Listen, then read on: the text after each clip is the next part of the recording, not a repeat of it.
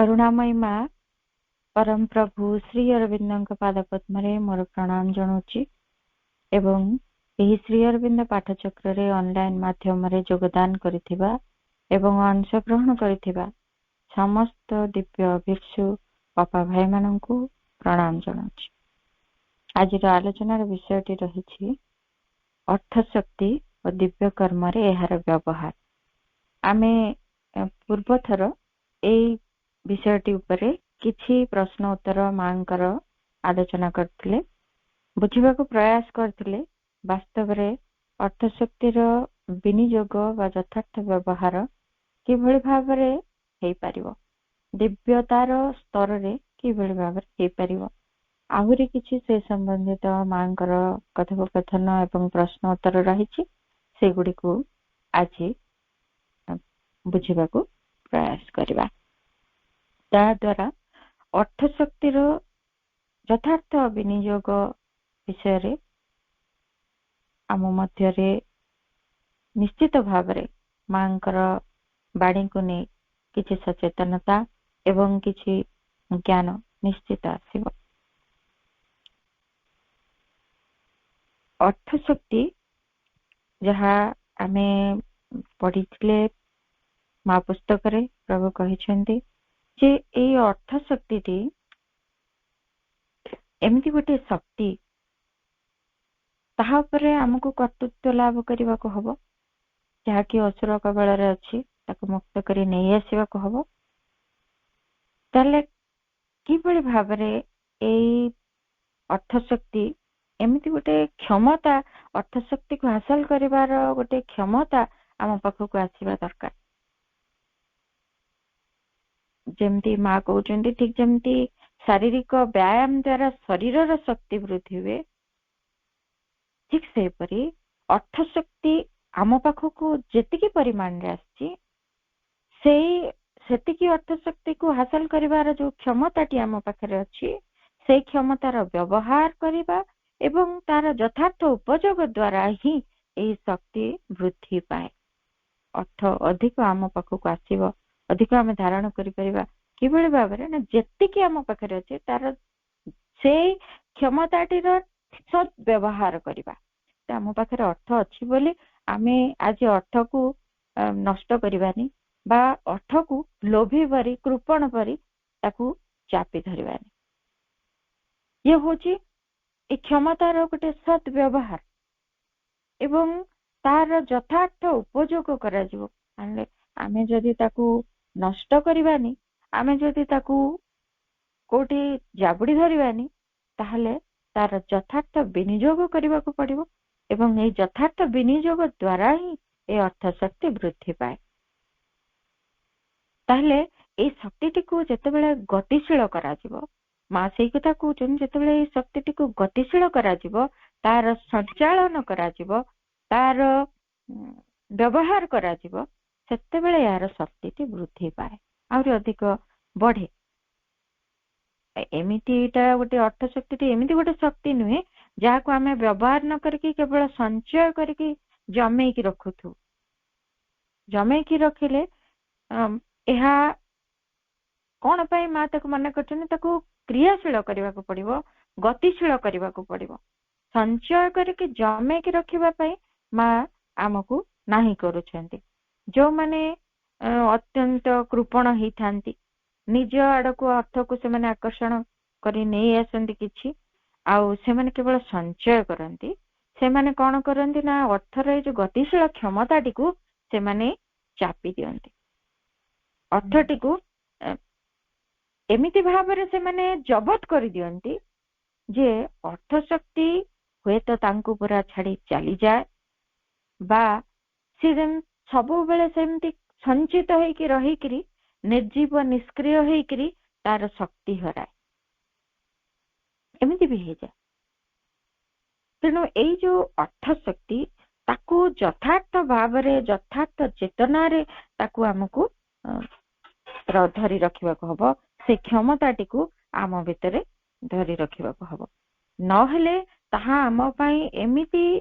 गोटे विपज्जनक अवस्था आनिबो जे अर्थ आमको छाड़ी चली जिवो, नले से तार समस्त शक्ति हरेइबो। ତେଣୁ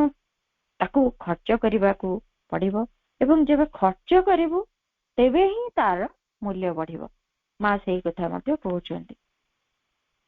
ଏଇ ଅର୍ଥ ଶକ୍ତି money is valuable only when one has spent it. ଜଣେ ଯେତେବେଳେ ତାକୁ ଯଥାର୍ଥ ଭାବରେ ଖର୍ଚ୍ଚ କରିବ ସେତେବେଳେ ହିଁ ତାହା ଅଧିକ କ୍ରିୟାଶୀଳ ହେଇପାରିବ ଏବଂ ତାହାର ସେଇ ଶକ୍ତିର ବିନିଯୋଗ ଠିକ ଭାବରେ କରିବାକୁ ହବ। ତାହେଲେ ଏଇ ଯୋଉ ଅର୍ଥ ଶକ୍ତିଟି ଆମ ପାଖରେ ରହିବ କେମିତି, ଯଥାର୍ଥ ଚେତନାରେ ଆମେ ତାକୁ କେମିତି ରଖିବୁ। ବହୁତ ଜଣ ଭାବନ୍ତି ଯେ ଅର୍ଥଟା ଖର୍ଚ୍ଚ କରିବାକୁ ମା କହିଲେ ଯେତେବେଳେ ଖର୍ଚ୍ଚ ହୁଏ ଟଙ୍କାର ମୂଲ୍ୟ ବଢେ।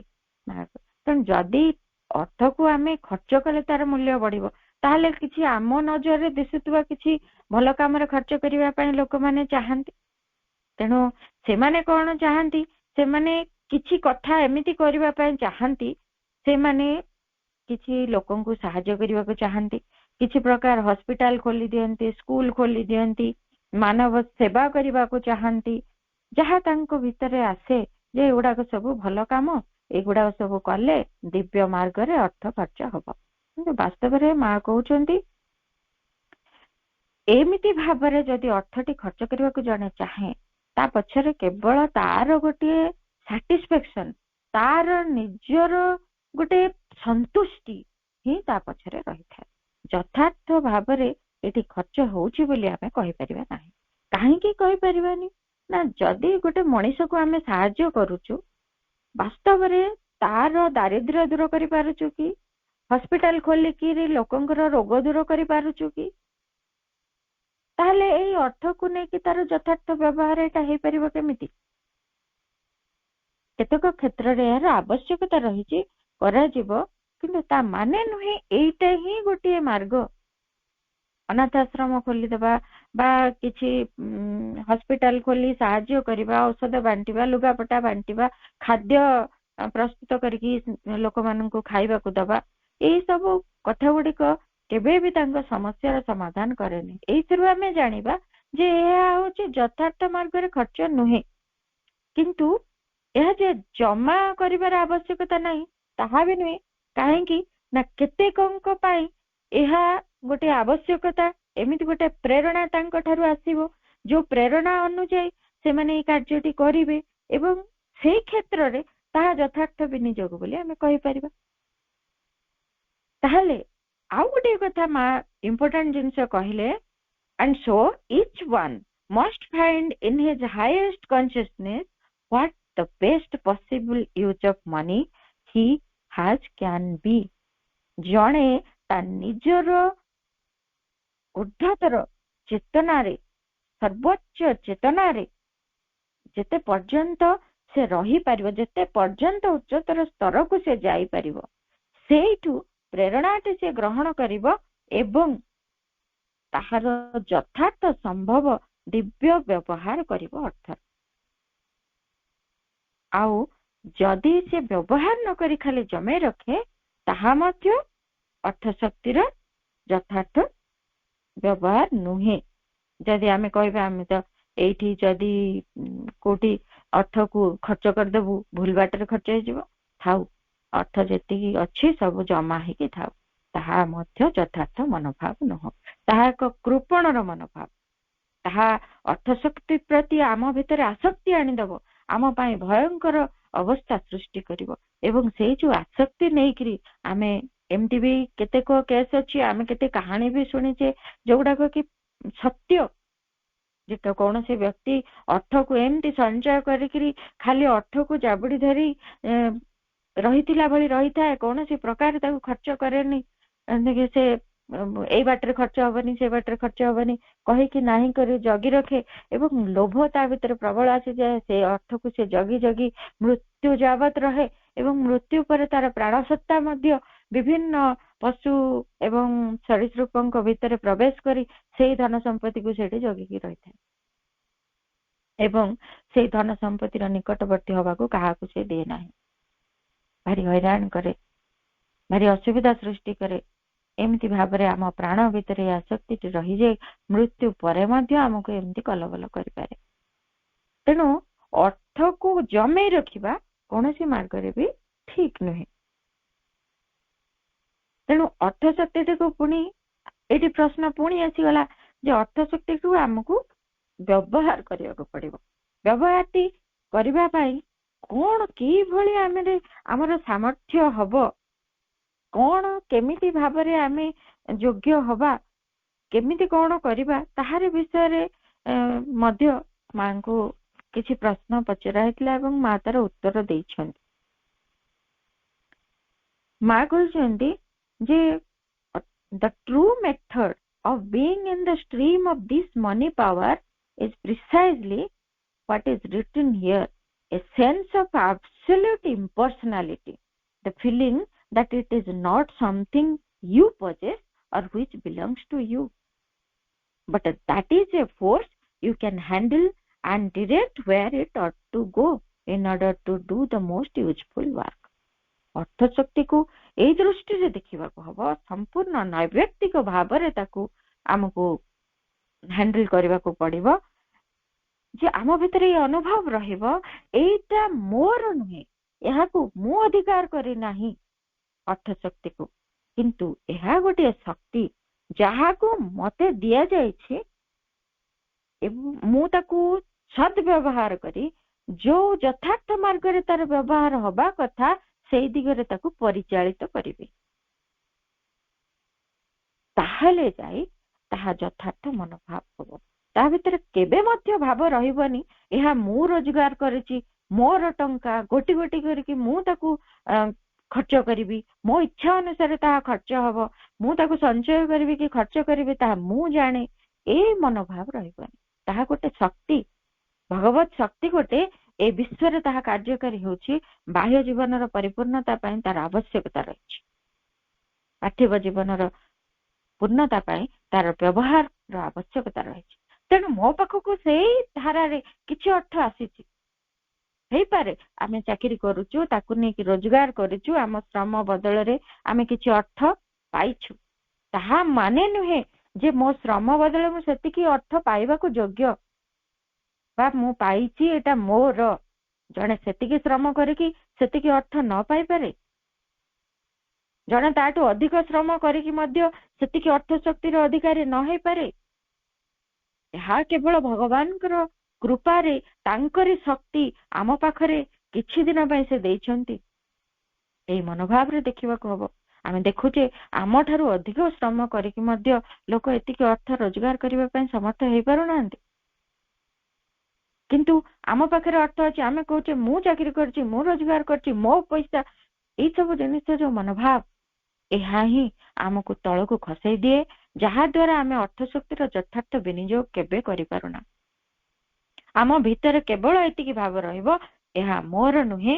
एहा भगवान को ठारू आसीछि एवं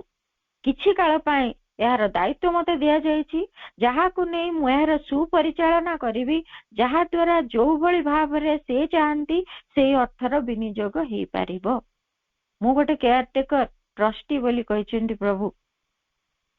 सेते दिन पर्यंत मु तार जत्न नेबी जेते दिन पर्यंत या मो पाखरे अछि। जत्न अर्थ या नुहे संचय करी जमे रखि तार यथार्थ विनियोग करिवि। तेणु जदि भी जने एई मनोभाव रे रहे, सी जदि यार विपरीत कंडीशन रे भी थाए जे ता पाखरे कोनोसी अर्थ शक्ति न थाए, किंतु ता मन भितरे एई भावटी रहिछि जे अर्थ शक्ति भगवान कर जितिकी मो पाखक आछि ताहा तांकर कृपा बल रे आछि एवं तार सदुपयोग करबा लागि केवल मु गोटे माध्यम हेबी। जहा भितर एई कथाटी रहिछि, एई नैव्यक्तिक भावटी रहिछि, सेते बेले ताहा पाखकू अर्थ अधिक रु अधिक परिमाण रे आसीबो एवं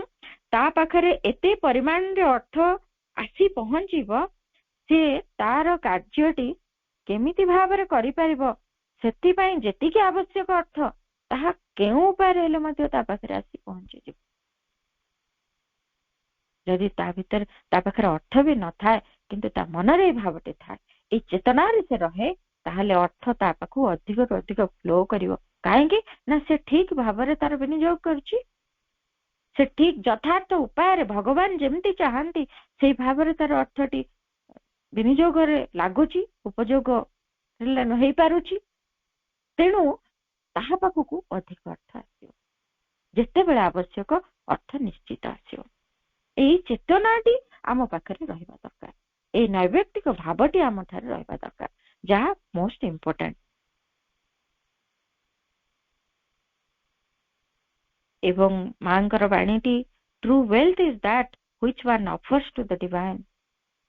एही से मनोभाव यथार्थ संपद होची ताहा जहा को जने भगवान को निकट निवेदन करते आमे भगवान को निजर अर्थ दे दउछे अर्थात कौन निवेदन कर दउछे अर्थात कौन से अर्थ तांकर गोटे टंका भी अपव्यवहार करा जीव नाही यथार्थ मार्ग रे व्यवहार करा जीव निजर सुख स्वाच्छंद्य निजर आराम ए सब को जेते गुरुत्व दे कि जेते बढ़ेबू ता भीतर से गुडिक सेते आमर कामना गुडिक भरपूर हो जाउची एवं अर्थटी से कामना वासना पूरण रे व्यवहार हो जाउची तेणु भगवान कर अर्थ मु तांकर ठारू आनीची तार यथार्थ व्यवहार करिवि एवं ताहा ठीक बाटरे व्यवहार हैला बोली कहि परिबा तेणु माँ कहउचंती जे कोनोसी प्रकारे अर्थ को जमा करी रखिबा तेणु होर्डिंग और स्पेंडिंग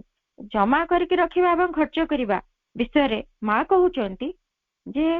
मनीष जेतेबेले कोनोसी प्रकार रे टंका गुडी को जमा करके रखे ता भीतर से गोटे खुशी पाए कौन खुशी पाउची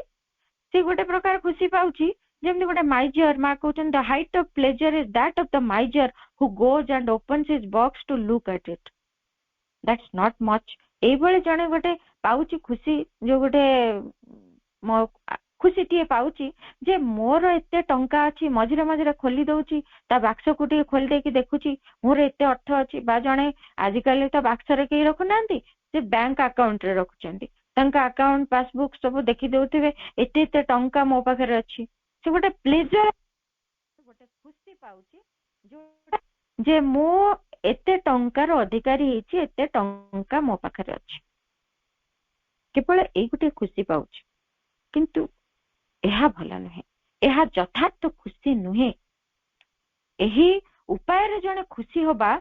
एको कदापि आम भितरे ए भावटी रहिबा उचित नुहे किंतु आउ केते लोक अछंती जो माने किछि खर्च करिबा को खुशी हुअंती से माने टंका आनिबा को खुशी हुअंती रोजगार करिबा को बा पाइबा पय खुशी हुअंती एवं ता खर्च करिबा को भी खुशी हुअंती सेमानंक भितरे एमि गोटे बदान्य भाव थाए से माने टंका को खर्च करती क्या दियंती क्या साहाय्य करती कौन विभिन्न कथा से माने करती किंतु माँ कहउचंती से क्षेत्र रे मध्य बट अनरेगुलेटेड अनऑर्गेनाइज्ड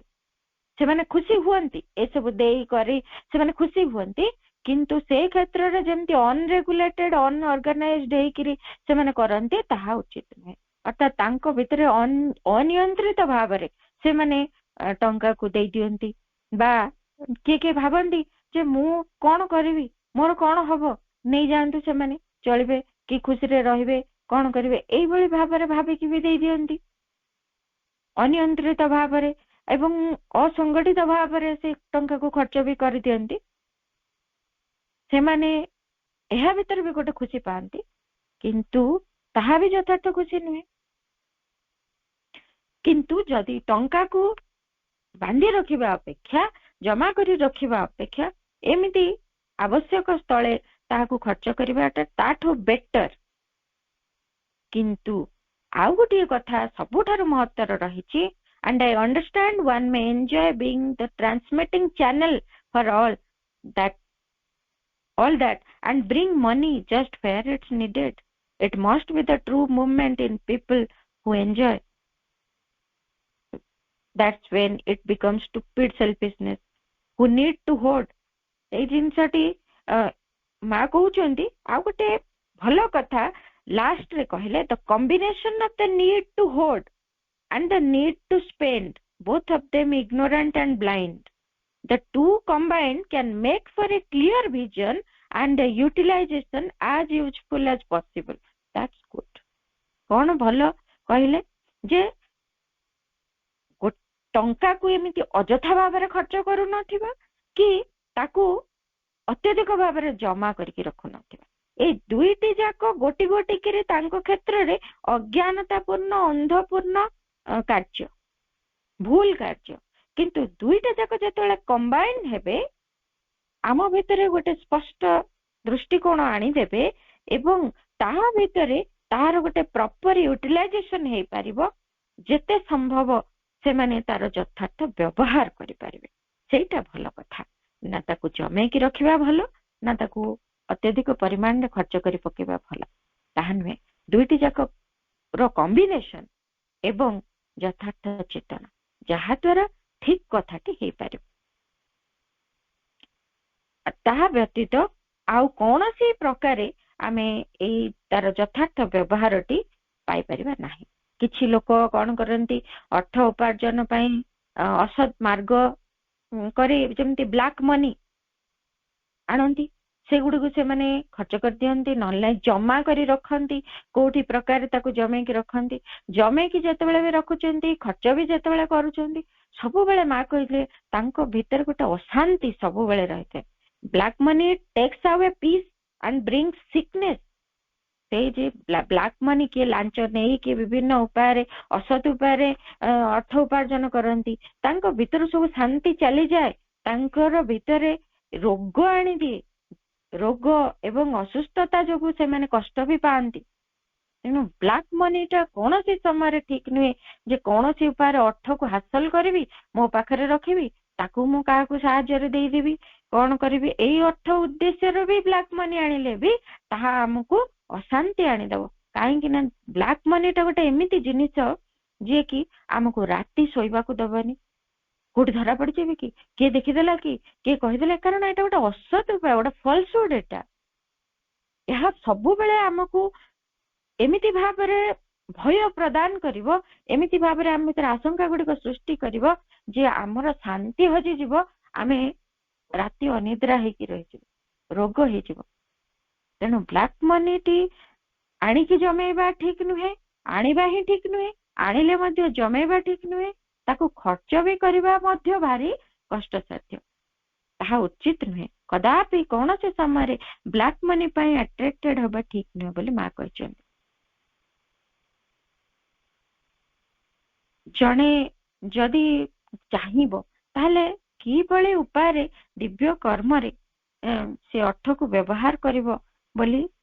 ତା ମନ ଭିତରେ ତଥାପି ବି ପ୍ରଶ୍ନ ରହିଛି, କେମିତି କରିବ। ଆଉ ଗୋଟେ ପ୍ରଶ୍ନ ମାଙ୍କୁ ଭାରି ସୁନ୍ଦର ପ୍ରଶ୍ନଟିଏ ପଚାରିଲେ ଯେ ମଦର, why do these people receive the force since the divine knows that they are not sincere? ଯୋଉଡାକ ଇନସିନସିୟର ଲୋକ ଯୋଉମାନେ, ସେମାନେ ଭାରି ଅସତ ଉପାୟରେ ଅର୍ଥ ରୋଜଗାର କରନ୍ତି, ତାଙ୍କୁ କାହିଁକି ମା ବା ଭଗବାନ ଏତେ ଅର୍ଥ ଦେଇଦିଅନ୍ତି ରୋଜଗାର କରିବା ପାଇଁ। ସେଇ କଥା ମା କହିଲେ ଯେ ଭଗବାନ ଏମିତି ମଣିଷର ବିଚାରଧାରାରେ ବିଚାର କରନ୍ତି ନା। ଯିଏ ଅଚେତନା ଚାହିଁବ ତା ପାଖକୁ ଅଚେତନା ଆସିବ, ଅର୍ଥାତ୍ ସିଏ ଭୁଲ ମାର୍ଗରେ ଅର୍ଥ ଚାହୁଁଛି ତା ପାଖକୁ ଆସିବ। ଯିଏ ଚେତନା ଚାହୁଁଛି, ଯଥାର୍ଥ ସତ୍ୟକୁ ଚାହୁଁଛି, ସତ୍ ମାର୍ଗରେ ଉପାର୍ଜନ କରୁଛି, ତା ପାଖକୁ ବି ଆସିବ। କିନ୍ତୁ ଇଏ ଭୁଲ ମାର୍ଗରେ ରୋଜଗାର କରୁଥିବା ଲୋକଟିକୁ କାହିଁକି ଭଗବାନ ଅର୍ଥ ଦଉଛନ୍ତି କହିଲେ, ତାହା ସିଏ ଭୁଲ ମାର୍ଗରେ ଅର୍ଜନ କରୁଛି, ତା ପଶ୍ଚାତରେ ସିଏ ଭଗବାନଙ୍କ ଠାରୁ ଦୂରେଇ ଯାଉଛି। ଏହା ହିଁ ତାର ପନିଶମେଣ୍ଟ। ସେ ଭୁଲ ମାର୍ଗରେ ଆଣୁଛି ବୋଲି ସେ ଶାନ୍ତିରେ ଶୋଇପାରୁନି, ତାର ଜୀବନରେ କୌଣସି ମୁହୂର୍ତ୍ତରେ ଚେତନାରେ ସେ ରହିପାରୁନି, ଭଗବାନଙ୍କ ଠାରୁ ଦୂରେଇ ଯିବାର ମୂଲ୍ୟ ଦେଇ ସେ ଅର୍ଥକୁ ରୋଜଗାର କରୁଛି। ତେଣୁକରି ସେ ଅର୍ଥ ବି ସବୁଦିନ ତା ପାଖରେ ରହେ ନା। କାହିଁକି ନା ଅର୍ଥ ଶକ୍ତି ଏମିତି ଜିନିଷ ଯାହା ପାଖରେ ଫଲସୁଡର ଅଧିକ କ୍ରିୟାଶୀଳତା ରହିବ, ଅର୍ଥ ଶକ୍ତି ସେଠାରୁ ଛାଡି ଚାଲି ଯାଏ। ତେଣୁ ଆଜି ଦେଖାଯାଉଛି ସେ ଧନୀ ହେଇଛି, ଆମକୁ ଲାଗେ ଜଣେ ଭୁଲ ବାଟରେ ରୋଜଗାର କରୁଛନ୍ତି, ଭାରି ଧନୀ ହେଇକି ଅଛନ୍ତି ସେମାନେ, କିଏ ତାଙ୍କୁ ଦେଖୁଛି, କିଏ ତାଙ୍କୁ ଧରୁଛି। କିନ୍ତୁ ଏମିତି ବି ଆମେ ଦେଖୁଛୁ ଟିଭିରେ, ନ୍ୟୁଜରେ, ସବୁଥିରେ ଆମେ ଦେଖୁଛୁ, ପେପରରେ ପଢୁଛୁ ଯେ ଆଜି ଆଙ୍କ ଘରେ ରେଡ୍, ତାଙ୍କ ଘରେ रेड ହେଇଗଲା ଏଠି ଭିଜିଲାନ୍ସ रेड ହେଇକି ଏତିକି ଟଙ୍କା ବାହାରିଲା ସେତିକି ତାଙ୍କୁ ଆରେଷ୍ଟ କରାହେଲା ଏ ସବୁ କାର୍ଯ୍ୟ ବି ହଉଛି କାହିଁକି ନା ଅସତ୍ ମାର୍ଗ ସବୁବେଳେ ଅର୍ଥ ଶକ୍ତିକୁ ଆମ ଠାରୁ ଦୂରେଇ ଦିଏ ତେଣୁ ବ୍ଲାକ୍ ମନି ଆଉ ଏମିତି ଇନସିନସିୟର ପିପୁଲ ମାନେ ଯୋଉମାନେ ଫଲସୁଡ ଦ୍ୱାରା ରୋଜଗାର କରନ୍ତି ଅନେକ ଅର୍ଥ ଅର୍ଥ ଆଜି ଯଦିଓ ଲାଗୁଛି ତାଙ୍କ ପାଖରେ ରହିଛି ଆମ ଭିତରେ କମ୍ପ୍ଲେନ ଆସୁଛି ଯେ ଭଗବାନ କାହିଁକି ସେମାନଙ୍କୁ ଦଉଛନ୍ତି ମା କହିଲେ ସେମାନେ ଅଚେତନାକୁ ଧରି ରଖି ଭଗବାନଙ୍କ ଠାରୁ ଦୂରେଇ ଯାଇ ଆଜି କିଛି ଅର୍ଥକୁ ନିଜ ପାଖକୁ ଆଣିବାରେ ସମର୍ଥ ହେଇଯାଇଛି କିନ୍ତୁ ସେମାନେ ସବୁବେଳେ ଏଇ ପ୍ରକାର ସାମର୍ଥ୍ୟକୁ ଧରି ରଖିପାରିବେ ନାହିଁ ଅର୍ଥ ଶକ୍ତି ସବୁବେଳେ ତାଙ୍କ ପାଖରେ ଫ୍ଲୋ ହେଇପାରିବ ନାହିଁ କାହିଁକି ନାଇଁ ଇଏ ହଉଛି ମିଥ୍ୟାଚାରର ମାର୍ଗ ଅର୍ଥ ଶକ୍ତି ଯେହେତୁ ସଦ୍ବିନିଯୋଗ ହଉନି ସେ ଛାଡି ଚାଲିଯିବ ଯେତେବେଳେ ଭଗବତ କାର୍ଯ୍ୟରେ ଆମେ ଅର୍ଥ ବ୍ୟବହାର କରିବା କଥା କହୁଛେ ସେତେବେଳେ ଭଗବାନଙ୍କୁ ଅଫର କରିବା ଆଉ ଭଗବାନଙ୍କ କାର୍ଯ୍ୟରେ ଅର୍ଥକୁ ବ୍ୟବହାର କରିବା ତାହେଲେ କୋଉ କାର୍ଯ୍ୟ ହବ ଭଗବାନଙ୍କର କାର୍ଯ୍ୟ ମା କହିଲେ କିଛି ବ୍ୟକ୍ତି ଚାହାନ୍ତି ଯେ ସେମାନେ ମନ୍ଦିରରେ ଯେମିତି ମାର୍ବଲ ପକାନ୍ତି କହିବେ ଆମେ ମନ୍ଦିରକୁ ଅର୍ଥ ଦାନ କରୁଛୁ ମନ୍ଦିର କନଷ୍ଟ୍ରକ୍ସନ ରେ ହେଲ୍ପ ହବ ଆଉ ସେଠି ମାର୍ବଲ ପଡିବ ସେମାନେ କୁହନ୍ତି ସେଥିରେ ଗୋଟେ ନାଁଟା ଟିକେ ଖୋଦେଇ କରିକି ଲେଖିଦେବେ ତାଙ୍କ ପଛରେ ଏଇ କଥା ବି ରହିଥାଏ ଏମିତି ଗୋଟେ ସ୍ୱାର୍ଥପରତା ଏମିତି ଗୋଟେ ଅହଂଭାବର ସନ୍ତୁଷ୍ଟି ଏଇ କଥା ଗୁଡିକ ରହିଥାଏ ମା କହିଲେ ଯେତେବେଳେ ଗୋଲକୋଣ୍ଡେ ନିର୍ମାଣ ହଉଥିଲା ସେତେବେଳେ ବି ସେମିତି ଧନୀ ଲୋକ ଆସିଲେ କହିଲେ ମୋ ନାଁରେ ମୁଁ ମାର୍ବଲ ସବୁ ଦେଇଦେବି ଆଉ ମୋ ନାଁରେ ଗୋଟେ ଏଇ ଯୋଉ ପୁରା ଗୋଟେ ଫ୍ଲୋର ରେ ମୋ ନାଁଟା ସେଠି ଲେଖା ହେଇକି ରହିଥିବ ମା କହିଲେ ଏମିତି ମୁଁ ଚାହେଁନା ଏଇ ପ୍ରକାର ଅର୍ଥ ମୁଁ ଚାହେଁନା ରିଜେକ୍ଟ କଲେ ତେଣୁ ପ୍ରତ୍ୟେକ କ୍ଷେତ୍ରରେ ଆମେ ଯୋଉଗୁଡିକ ବି ଭାବୁଛେ ଡିଭାଇନ ୱାର୍କ ପାଇଁ ମୁଁ ଦଉଛି ସେଗୁଡାକ ତ ହଉନି କାହିଁକି ନା ତା ପଛରେ ଅହଙ୍କାର ରହୁଛି ସ୍ୱାର୍ଥ ରହୁଛି କେମିତି ରହିବ ଆମର ଚେତନା ଯୋଉଥିରେ ଆମେ ଯଥାର୍ଥ ଭାବରେ ଅର୍ଥଟିକୁ ବ୍ୟବହାର କରିପାରିବା ମା କହିଲେ ଯେତେ ଯେତେ ସବୁ ଗୁଡୱିଲ ର କାମ ବୋଲି ମଣିଷ ମାନେ ଭାବନ୍ତି ସେମାନେ ସବୁ କରିଯାଆନ୍ତି ଏମିତି ଭାବରେ ଅର୍ଥର ବିନିଯୋଗ କିନ୍ତୁ ଯଦି କୁହାଯାଏ ଯଥାର୍ଥ ଚେତନାର ଗୋଟେ ସ୍ଥିତିକୁ ଆମକୁ ଆସିବାକୁ ହବ ସେତେବେଳେ ଲୋକମାନେ କହନ୍ତି କ୍ଷମା କରିବେ ଆମେ ଜାଣିନୁ ଏସବୁ କଥା ଆମେ କଣ ସେ ଚେତନାରେ ଆସିବୁ ଯଥାର୍ଥ ଆମେ ତ ଜାଣିଲୁ ଭଗବାନଙ୍କ କାମ ଏଗୁଡାକ ଏଥିରେ ସାହାଯ୍ୟ କର କିନ୍ତୁ ଭଗବାନଙ୍କ କାର୍ଯ୍ୟ ହଉଛି କଣ ଚେତନାରେ ଅଗ୍ରଗତି ଚେତନାରେ ଯଥାର୍ଥ ସ୍ଥିତିରେ ରହିବା ସେଇ ସ୍ଥିତିରେ ରହିଲେ ହିଁ ଯଥାର୍ଥ ପ୍ରେରଣାଟି ପାଇବା ତେବେ ଯାଇ ଯଥାର୍ଥ ମାର୍ଗରେ ତାର ବିନିଯୋଗ ହେଇପାରିବ ସେତିକି କଥା କରିବା ପାଇଁ ମଣିଷ ପ୍ରସ୍ତୁତ ନୁହେଁ ଏଣେ ବାହ୍ୟ ବହୁତ ଉପାୟରେ ସିଏ ଭାବେ ଯେ ଏଗୁଡା ସବୁ ସଦିଚ୍ଛା ସମ୍ପନ୍ନ କାର୍ଯ୍ୟ ଏଗୁଡାକ ସବୁ ପୁଣ୍ୟ ଏଗୁଡାକ ସବୁ ଧର୍ମ ସେଗୁଡା ସବୁ କରେ ତାହା ନୁହେଁ ଯଥାର୍ଥ ଚେତନା ପାଇଁ ଭଗବାନଙ୍କୁ ଆମକୁ ଜାଣିବାକୁ ପଡିବ ଆମ ଚେତନାରେ ଭଗବାନଙ୍କ ଆଡକୁ ଆମକୁ ଯିବାକୁ ପଡିବ ତାଙ୍କ ସହିତ ସମ୍ପର୍କିତ ହବାକୁ ପଡିବ ଆମ ଅନ୍ତରରେ ସେଇ ଭଗବାନ ରହିଛନ୍ତି ସିଏ ଆମକୁ ସଠିକ ମାର୍ଗଦର୍ଶନ ଦେଉଛନ୍ତି ସେଇ କଥାକୁ କାନେଇବାକୁ ପଡିବ ଯଦି ସେତିକି ଆମେ ନ କରିପାରୁ ବାକି ଯେତେ ଯେତେ ପ୍ରକାରରେ ଅର୍ଥକୁ ଖର୍ଚ୍ଚ କରୁ ସବୁ ଗୁଡିକ ଭୁଲ ହେଇଯିବ ତାହେଲେ offering money to the divine ଭଗବାନଙ୍କୁ ଅର୍ପଣ କରିବା କେମିତି ହବ ଭଗବାନଙ୍କୁ କୋଉ ବାଟରେ ଅର୍ପଣ କରିବୁ ତାହେଲେ ପୁଣି ତାହା ବି କ୍ୱେଶ୍ଚିନ୍ ପଚାରିଲେ ମାଙ୍କୁ ବଟ୍ ଇନ୍ ଅର୍ଡିନାରୀ ଲାଇଫ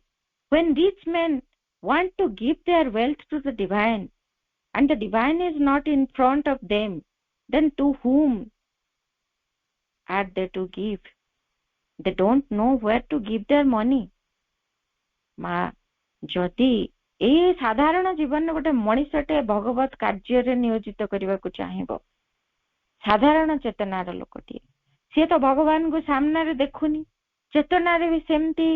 କୁଆଡେ ଉଚ୍ଚ ସ୍ତରକୁ ପଳେଇନି ଯେ ଜାଣିଦବ ବୋଲି ताले से कहा को तार टंका दबो कहा पाखरे नेकी टंका को थोइबो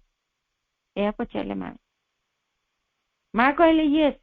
but then the question doesn't arise सेतेबेले प्रश्न उठुनी if they haven't met the divine either within or without it doesn't come into the question they are not asked to give to someone they do not know जदि से माने अंतर भितरे बा बाहरे भगवान को चिन्हु नांती भगवान को जानू नांती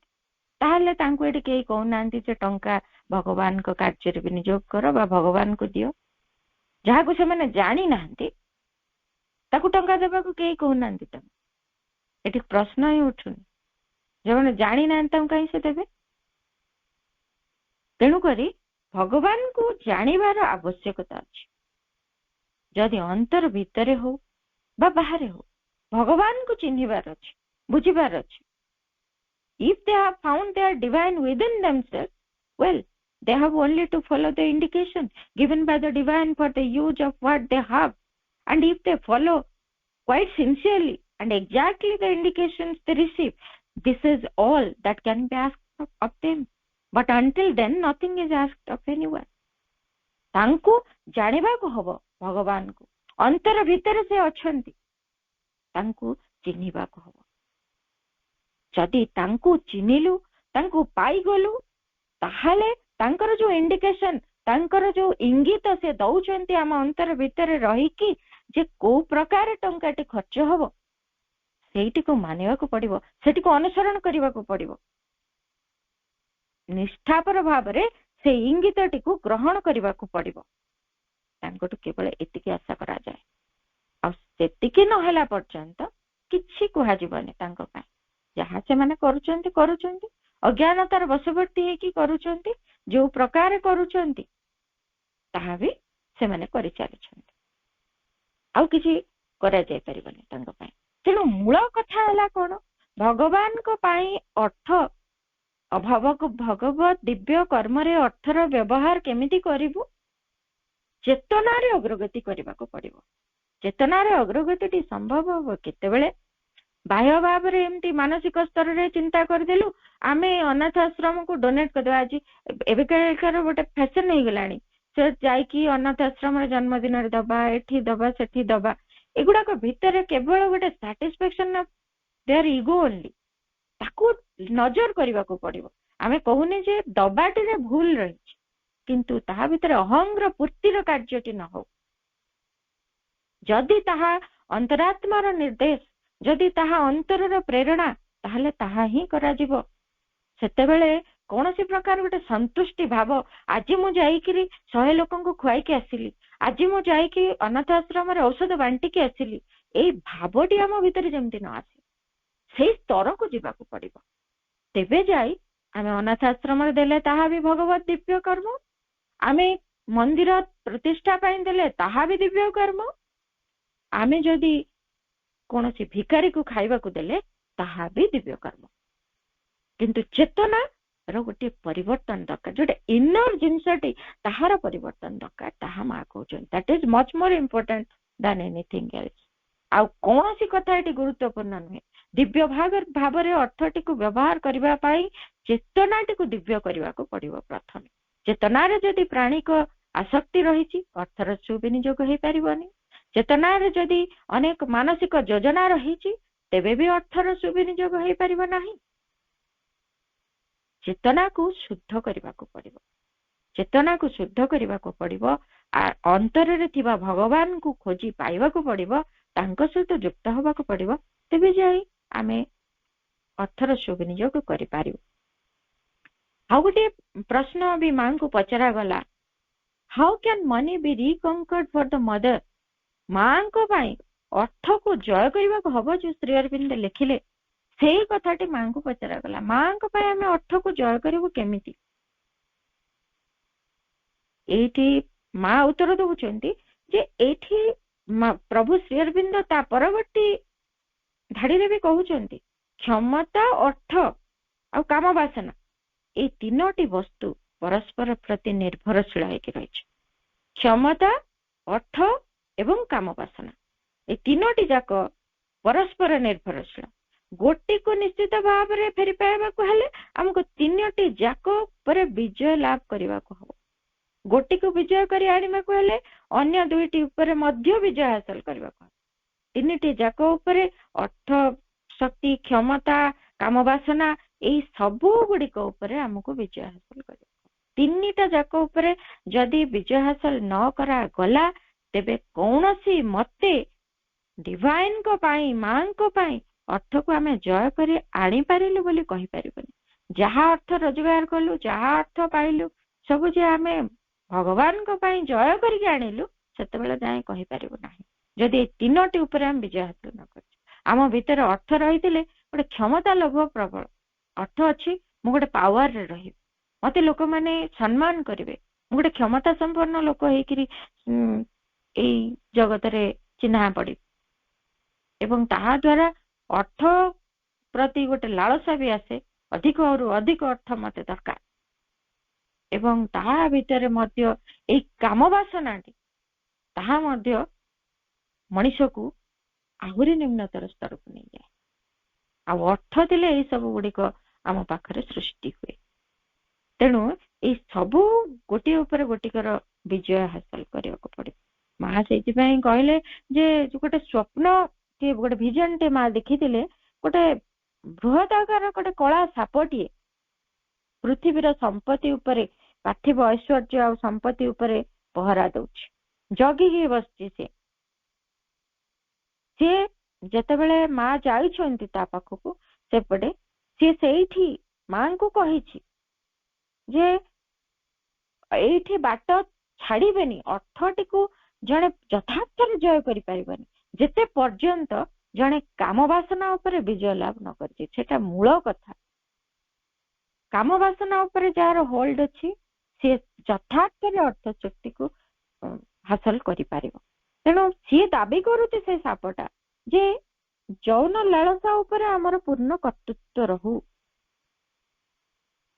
क्षमता पाई जो प्रयोजन बोधटी आम भितर थाए ए जौन लालसा परितर्पण रे से कथाटी चली जाए आम भितर किंतु सेई जिनसटी जदि आम भितर थाए सीए ही तार उद्देश्य से भितर पूरण करे तेणु जेतेबेले जड़े मनीष ए सब ऊपर पूर्ण कर्तृत्व हासिल करिवो पृथ्वी पृष्ठ रे थिबा मनीष मानक जीवन क्षेत्र रे ए तीनोटा सब बेले प्रतिबंधक सृष्टि करुछन तेणु सेगुड़िक ऊपर विजय प्राप्ति न हेबा पर्यंत